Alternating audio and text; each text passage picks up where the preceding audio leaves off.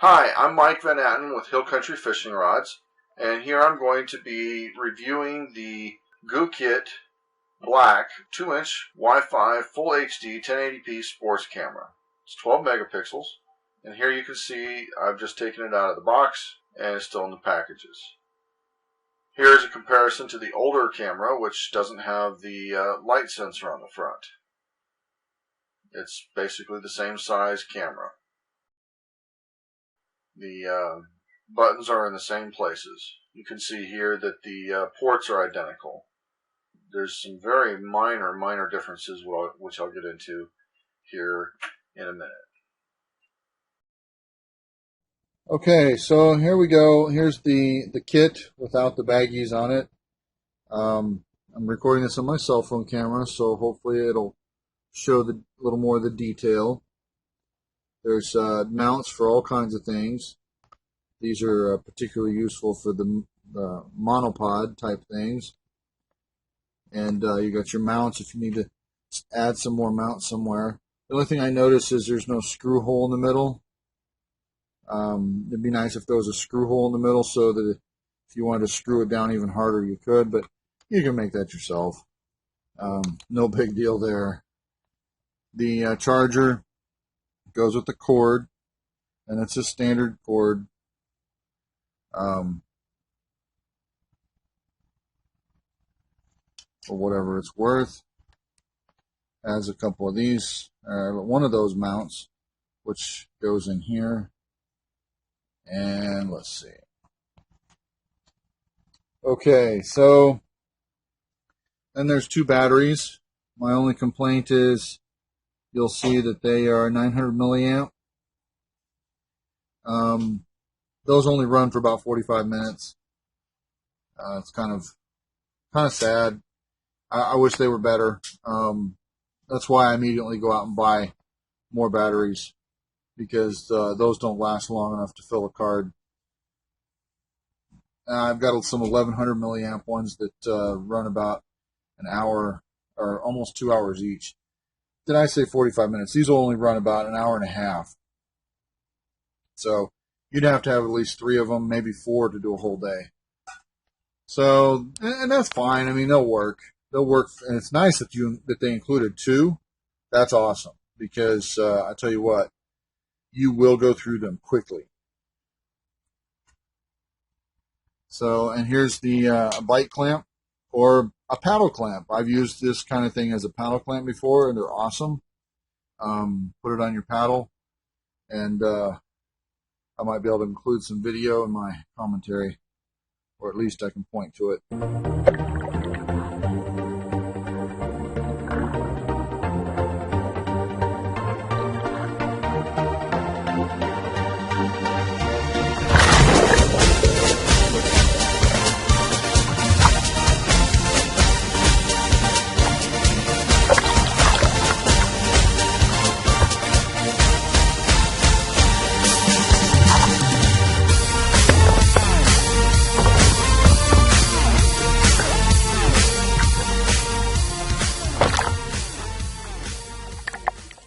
There's some straps, a couple of straps. Those are buckle straps. These are little Velcro straps for holding your gear together. And finally, the camera itself. The only discerning thing that you can tell differently from the original camera is it has a light sensor on the front, and the original one does not.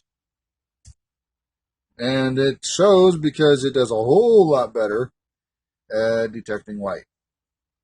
So from the back, you can see that it has a much bigger screen. So that's a big giveaway. Other than that, the manual seems to be pretty nice. It's just a little bit of a fold-up type thing. It has some examples of what you can do with the mounts, that kind of thing. It's not terribly complex, but camera itself is pretty easy to use. Someone with a little geek savvy will probably figure it out without even looking at the manual. So there are a couple of hidden features, such as the pushing the down arrow on the camera to get to the Wi-Fi function. You wouldn't know that.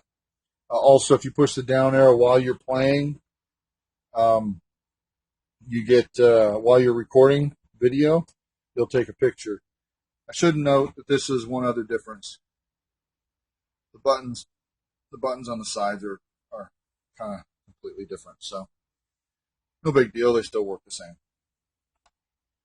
So, but that's about it. Camera still has the same limitations on sound when it's in the waterproof case, so there won't be any difference on that. You can see there's no special way to get cables in and out of the box, which will make it difficult for if you want to do anything special for sound. And then on top of that, the only sound port on this, I don't know if you'll be able to see it, but it's right there on the side, right next to the buttons. That's the sound port, and it does fine outside the case, but it doesn't do so hot when it's in the case. And that's why I've come up with some alternate solutions for that with an external recording mic. So that's about it for a review of the components that came packed in a nice little box. Camera came in a little sleeve. I have a case that I use for my camera, and I'll probably have to get it for my other camera. I'll have to get another one for this camera, but that'll work. So it's all very good, looks good, and that's about it. So now we have both cameras here.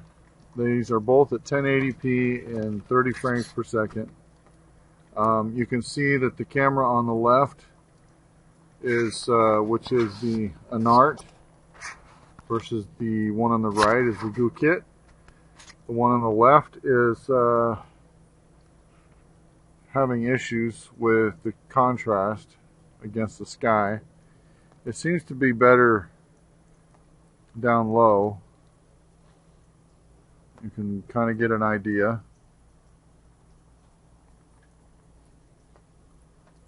This is darker under here.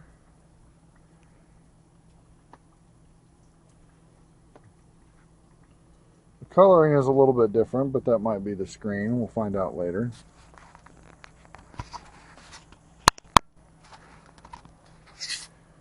And back to the sky again.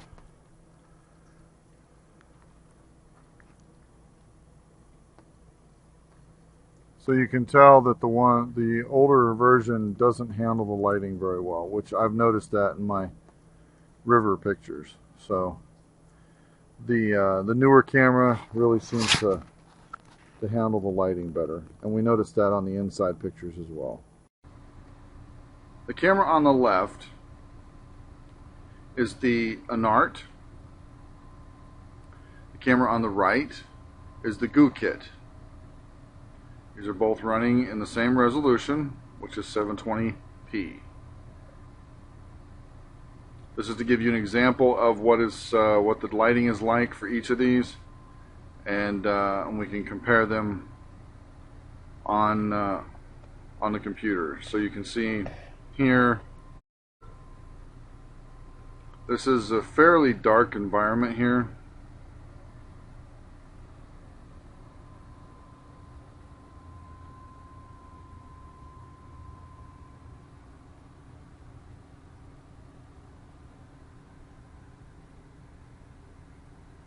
But this will give you an idea of how well the cameras pick up inside.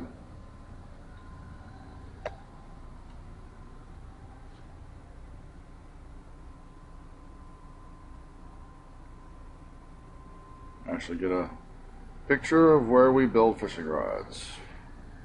It's the catch-all location. So now I'm going to put the cameras on top of each other. This gives you a view of the width of the screen. Maybe a little better idea if there's any change in the viewing angle.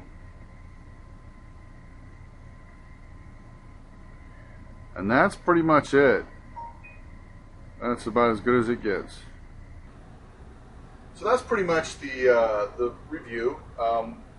We found basically that the newer GooKit camera has, with the light sensor, has a better picture overall, and I think that it'll be better in the field. It'll be better indoors, especially indoors. It seems to do a particularly good job indoors, whereas the other one was just a little too dark. And there was times when we were in the field when the newer camera, the GooKit, had some minor issues where at certain points the image would get washed out because it would pick up light being reflected off an object, particularly like in my situation where I was taking a video of a fish that I was holding up in front of me. The light would reflect off the fish and it would kind of wash the picture out a little bit. So you kind of got to be aware of that. It's more sensitive to light, good and bad. So if you have a situation where the light is particularly strong in a reflection, it could blind the sensor. So that's something to watch out for. But overall, it does a better job of handling the sky, handling bright things, bright reflections, as long as they're not too close. So I think overall, I'm quite pleased with it, and I'm going to keep using it, that's for sure. And I intend to be posting videos with this continually. So, and I'm using it right now, so you can kind of get an idea what the quality is of even this picture indoors. I feel it's good enough to finish up the video with. So, whereas I wouldn't have done that with the other camera. I had given up the thought of using it indoors. So there you go. That's kind of the nail in the coffin, if you will. But that's it. I think you'll really enjoy using it in the field. I think it'll really be a good tool for you. With that, I am Mike Van Nattan with Hill Country Fishing Rods, and tight lines, y'all.